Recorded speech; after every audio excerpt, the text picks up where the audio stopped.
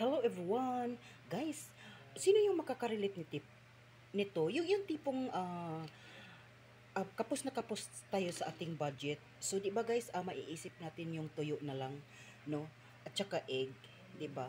So, alam niyo ba guys, share ko lang sa inyo. Nung kami ay maliit guys, no? Dahil tabing dagat po kami, nung maliit, nabubuhay kami sa isda lamang. Dahil yun po ang hanap buhay ng aming mga magulang. So, alam niyo ba guys, month ng August, di ba? Maalon yan, bagyo, no? So ito lagi pong tuyo talaga po yung ulam namin kasi wala na kaming mapupuntahan dahil ang dagat ay maalon. Hindi kami pwedeng mangisda.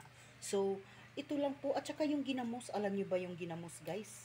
Ginamos na isda, wow. Alam niyo ba guys? Ah, ganun lang talaga ang buhay, no? So alam niyo ba guys, huwag niyong iisnabin itong tuyo dahil ang tuyo ay paborito ng tayong mga Pilipino. Ang tuyo ay the best. 'Di ba guys, masarap ang tuyo. Lalo na pag may kamatis. O 'di ba guys? O gano'n lang talaga ang buhay natin, laban ng laban tayo. Katulad na may anak po akong isang dialysis patient. So sabi ko nga sa kanya, laban ng laban lang tayo. Nandiyan naman si Lord. So hanggang sa muli. Bye. God bless po.